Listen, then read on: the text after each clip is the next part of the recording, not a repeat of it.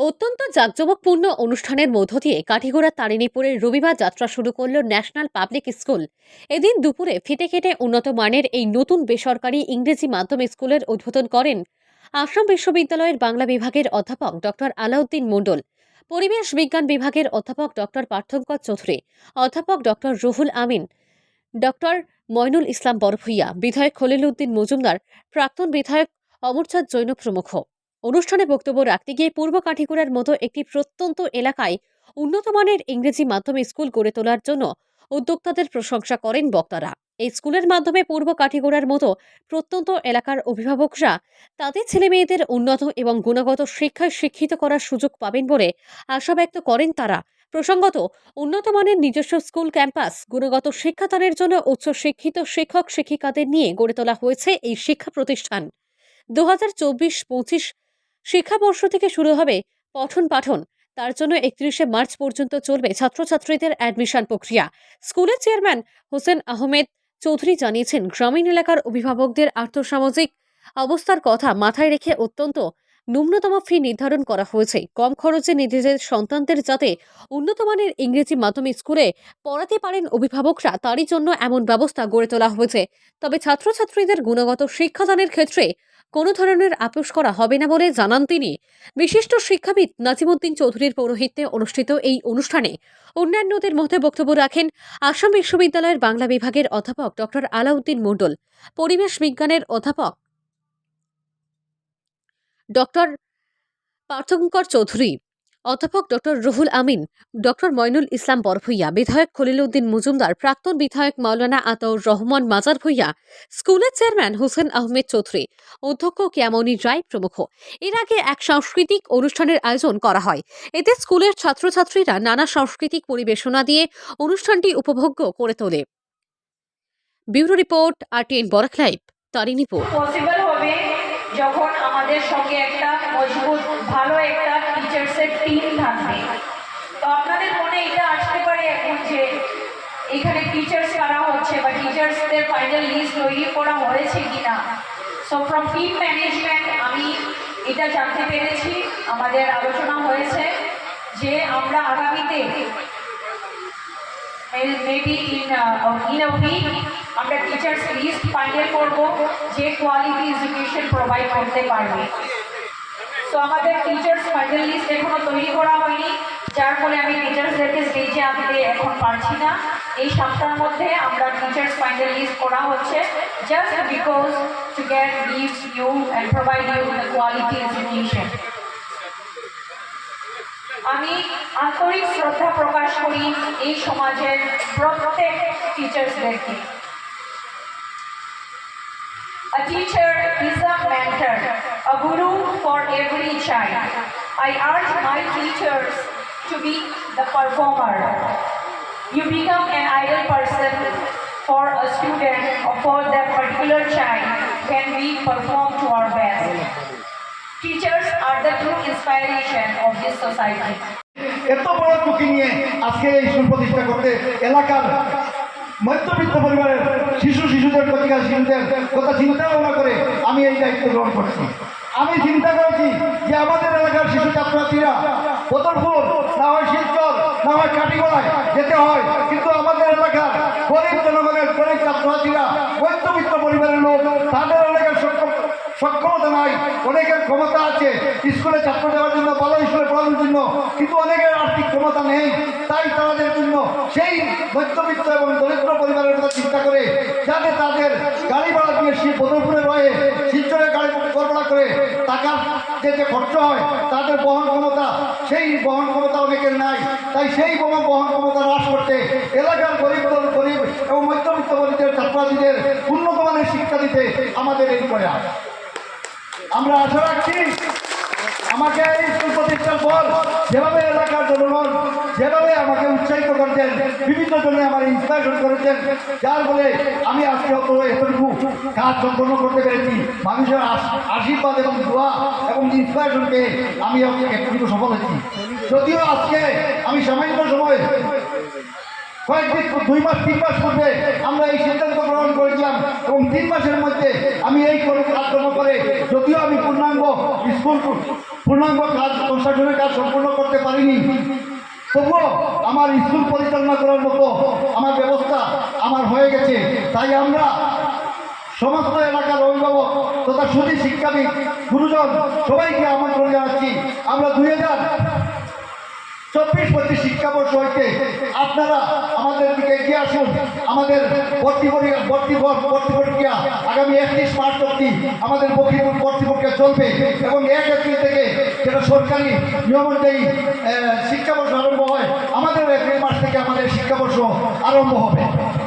আপনারা নিশ্চয় খুশি হবেন যে আমরা যখন বিজ্ঞাপন দিয়েছিলাম শিক্ষকের জন্য, সেই শিক্ষক আমাদের 30 জনের প্রার্থী তালিকা আমাদের হাতে এসেছিল, কিন্তু আমরা এখানে একটা ইন্টারভিউর মাধ্যমে আমার ইন্টারভিউ বোর্ড করেছিলাম। আমাদের সিদ্ধান্ত অধ্যক্ষ সুপারিনটেন্ডেন্ট উনি আমরা ইন্টারভিউর সদস্য করেছিলাম। আমার মঞ্জুরুল হক মহাশয় ওনাকে এক সদস্য করেছিলাম। কল্পনা তাতে প্রফেসর স্কুলের প্রফেসর, আরো একজন প্রফেসর স্কুলের 4 জন দিয়ে আমরা ইন্টারভিউ কমিটি গঠন করেছিলাম। ওনারা আমাদের ইন্টারভিউতে একটা প্রেফারেন্স তালিকা আমাদেরকে দিয়ে গিয়েছেন।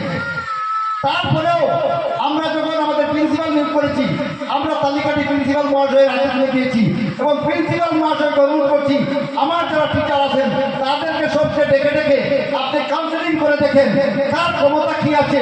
আপনি কাউন্সেলিং করার পর আমরা শিক্ষককে পার্মানেন্ট করব। তাই আমরা কোনো অবস্থায় আমরা কোনো ধরনের ভুলগুলো মানতে আমরা কোনো সময় কম্প্রোমাইজ করবো না। আমরা প্রত্যেকজন শিক্ষা রাখতে আমাদের এদিকে আমার কাছে অনেক অনুরোধ আছে, অনেক শিক্ষকের অনুরোধ আছে আমাকে সুযোগ দেওয়া হোক, আমার সুযোগ দেওয়া হোক, কিন্তু সেটা আমি আমি কিভাবে সুযোগ দেবো? আপনার যোগ্যতা অনুসারে আপনাকে আমি সুযোগ দেবো। আপনাদেরকে এই বিশ্বাস আশ্বস্ত করতে পারি আমি যে আমরা সর্বাবস্থায় গুণগত শিক্ষা দিতে আমরা বদ্ধপরিকর। আপনারা আমি একটা জিনিস সিদ্ধান্ত গ্রহণ করেছি যে আমি এই এলাকার প্রতিটি গ্রাম থেকে বিশিষ্ট শিক্ষাবিদ, প্রত্যেক গ্রাম থেকে বিশিষ্ট শিক্ষাবিদ এবং স্থানীয় নেতৃত্ববৃন্দদের নিয়ে আমি একটা উপদেষ্টা বোর্ড গঠন করবো।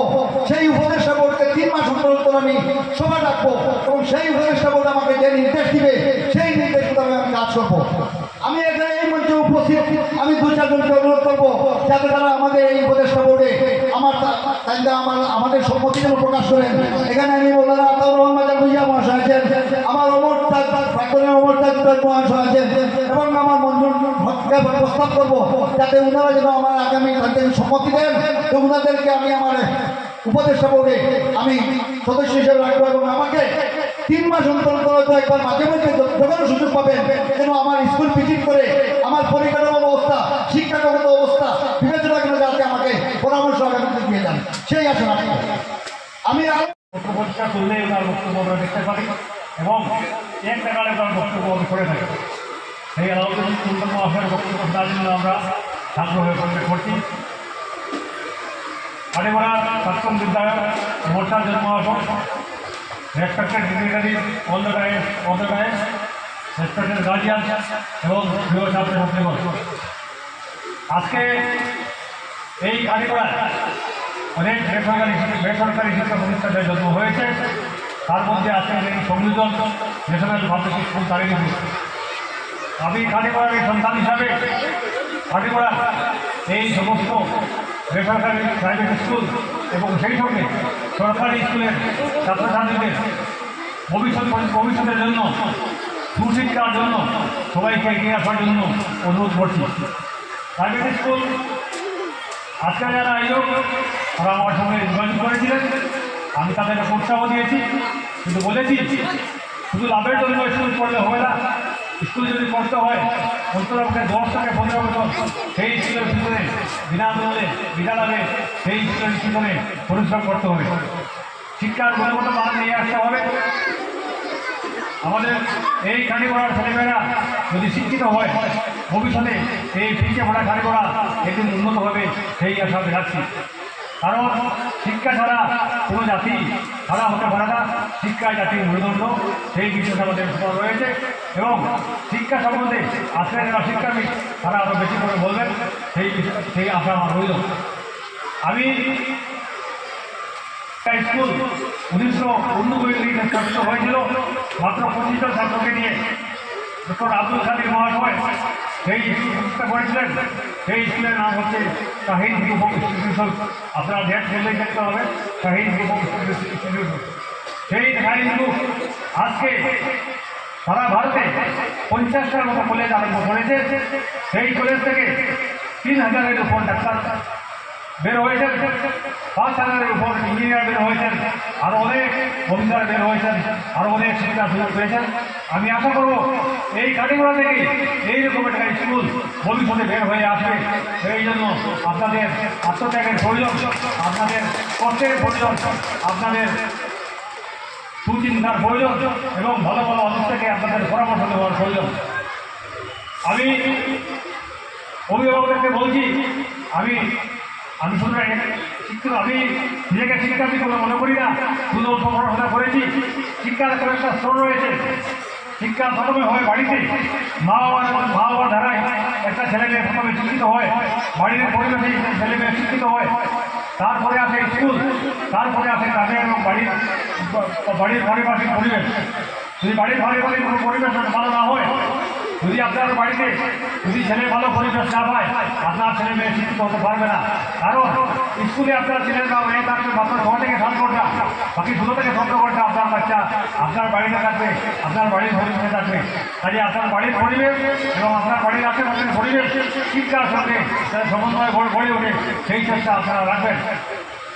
এখানে স্কুল হয়েছে, আপনারা এটা ভেবে দেবেন না যে আপনার ছেলে মেয়েদের পড়াশোনার দায়িত্ব শুধু স্কুল পরিচালন সমিতির। আপনারা স্কুল পরিচালন সমিতির সঙ্গে আপনারা যেগুলো সমস্যার জন্য আন্তরিকভাবে আলোচনা করবেন এবং আমি কর্তৃপক্ষকে আলোচনা করবো। যদি কোনো অভিভাবক কোনো আলোচনা নিয়ে আসে, তাকে আপনারা সময় দেবেন, তার কাছ থেকে সাজেশন দেবেন, স্কুল বা স্কুল কিভাবে এগিয়ে নেওয়া যায়। কারণ অভিভাবকদের সমর্থন এবং সাহায্য ছাড়া কোনো স্কুলকে এগিয়ে নেওয়া সম্ভব নয়।